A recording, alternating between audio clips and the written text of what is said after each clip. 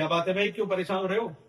Sir परेशान तो हो रहा हूँ क्योंकि बच्चों की परेशानी है, स्टूडेंट्स की परेशानी है। जैसे कॉमर्स मैनेजमेंट हमारा सब्जेक्ट रहता है और उसमें बहुत सारे स्टूडेंट्स का डाउट है। यूनिट नंबर 9 है, पेपर 1 का पीडी।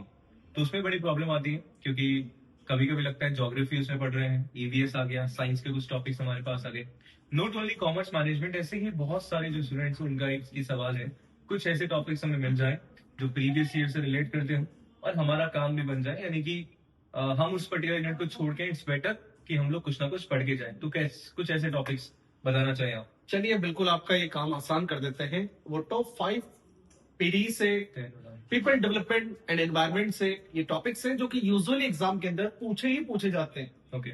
जिसमें नंबर फर्स्ट है हम लोगों का MDGs and SDGs, millennium development goal and sustainable development goal, जिससे 101% एक क्वेश्चन जरूर देखा जाता है हर बार के एग्जाम के अंदर। ओके। नंबर सेकंड टॉपिक की हम लोग बात करें, वहां से भी आपके क्वेश्चंस बहुत ज्यादा पुटअप होते हैं। वो है डिफरेंट प्रोटोकॉल्स, एनवायरमेंटल ट्रीटीज। अर्थ समिट हम लोग की हो गई, इसके अंदर नगोया प्रोटोकॉल हम लोगों का उसके अंदर हो गया, आईची प्रोटोकॉल हम लोगों का उसके अंदर हो जाता है, पेरिस समिट हम लोगों के पास में हो जाती है, रियो डी जेनेरियो समिट हम लोगों के पास में हो जाती है। तो इस टाइप के समिट्स हम लोग को करनी होती है, इससे क्वेश्चन आता ही आता है। नेक्स्ट टॉपिक की हम लोग बात करें तो वही हम लोगों का पोल्यूशन, जैसे वाटर पोल्यूशन है, सॉइल पोल्यूशन है, लैंड पोल्यूशन है, थर्मल पोल्यूशन है, प्लास्टिक पोल्यूशन है। इनके इंपैक्ट क्या होते हैं, इनके नुकसान क्या होते हैं, इनको कैसे हम लोग मिटिगेट कर सकते हैं, ये आप लोगों ने पढ़ना है। इससे भी क्वेश्चन बहुत ज्यादा बनते हैं और अभी भी 2025 के अंदर भी इसके काफी ज्यादा चांसेस है कि दिसंबर साइकिल के अंदर ये डेफिनेटली आपके आ सकता है।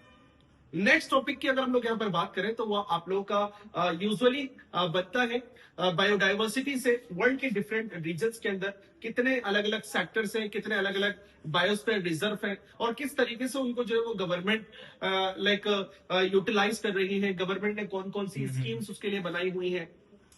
और इसी का एक और को पार्ट आ जाता है एनवायरमेंटल डिग्रेडेशन, कि हम लोग एनवायरमेंट को कैसे प्रोटेक्ट करें, किस तरीके से ग्लोबल कम्युनिटी वैश्विक रूप से इसको सही करने के लिए जुड़ी हुई है, कंसर्न है।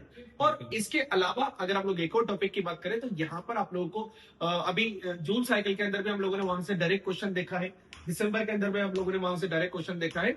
वो है हम लोगों का प्रोटोकॉल, चाहे से वो क्योटो प्रोटोकॉल हो, मॉन्ट्रियल प्रोटोकॉल हो। यहां से क्वेश्चंस बहुत ज्यादा आते हैं, जिसमें ग्लोबल वार्मिंग आया, ग्रीन हाउस इंपैक्ट आ जाता है और कार्बन एमिशन आ जाता है, जिससे कि जो हम लोगों के ओजोन लेयर है ये डिप्लीट हो रही है।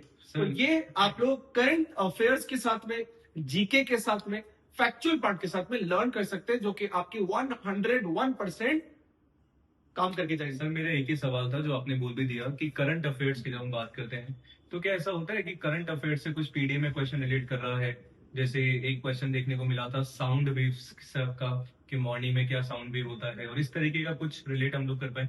जैसे बारिश बहुत ज्यादा भी हो रही है तो इसका, जैसे क्लाइमेट चेंज हमारे पास हो रहा है तो बाढ़ हो गया, सुनामी आ गई, ऐसा कुछ रिलेट करते हुए कुछ पूछा जाने की संभावना। एक और इंटरेस्टिंग चीज बिल्कुल अगर आपने बोली है तो ये बताना चाहूंगा, एनईपी 2020 आई थी, लगभग 5 साल हो गए, जिसके अंदर गवर्नमेंट ने और एनसीईआरटी ने स्पेशली जो है इसके ऊपर फोकस किया था कि एनवायरमेंटल रिलेटेड जो इश्यूज हैं इनको थोड़ा लोगों को समझाया जाए, इनसे लोगों को अवेयर करवाया जाए। तो इससे रिलेटेड कई क्वेश्चंस जो है हम लोगों को देखने को मिलते हैं, स्पेशली जैसे ग्लोबल वार्मिंग का भी मैंने बात की आप लोगों से, ग्रीन हाउस इंपैक्ट की हम लोगों ने बात की, कार्बन एमिशन की हम लोगों ने बात की, कार्बन फुटप्रिंट की हम लोगों ने बात की। ये टॉपिक यूजुअली एग्जाम के अंदर आ रहे हैं और इतने ज्यादा चांसेस है इनके आने के, क्योंकि अभी पूरी दुनिया इससे परेशान है। पोल्यूशन से ना सिर्फ हमारा भारत देश बल्कि पूरी दुनिया परेशान है कि कैसे इसको मिटिगेट करें, कैसे इसको रिड्यूस करें, इसको अपन कैसे कवर अप करें। तो ये सारी चीजें जो है वो करंट अफेयर्स के अंदर है, जो कि ना सिर्फ यूजीसी नेट जेआरएफ एग्जाम के लिए बल्कि जो भी गवर्नमेंट के डिफरेंट एग्जाम्स है वहां पर आपको करंट अफेयर करके जाना ही जाना है। और वहां एनवायरमेंट से रिलेटेड पार्ट की अगर बात आ जाती है तो वो ऑटोमेटिकली आपके आएगा ही आएगा। बिल्कुल, जैसा कि पता है कि सर यूजीसी नेट का syllabus mother of all syllabus हम लोग बोलते हैं। तो ये पूरा सिलेबस पढ़ के जो है केवल यूजीसी नेट एग्जामिनेशन ही नहीं, बाकी के आसपास जो भी एग्जामिनेशन है उनको भी टारगेट कर सकते हो, क्योंकि हमारा और जेआरएफ अड्डा का यही है कि एक सिलेबस से मल्टीपल एग्जामिनेशन हम लोग टारगेट करें। तो इसी तरीके से आप सभी ज्योग्राफी एंड मैनेजमेंट दोनों सिलेबस में, दोनों कोर्सेज में एनरोल करवा सकते हैं दिसंबर एग्जामिनेशन और आगे आने वाले जून 2026 एग्जाम के लिए भी। एंड वन स्टॉप सोल्यूशन तो हमेशा JRF अड्डा बनकर रहा ही है, उभरा ही है, हर साइकिल के अंदर उसने दिखाया है।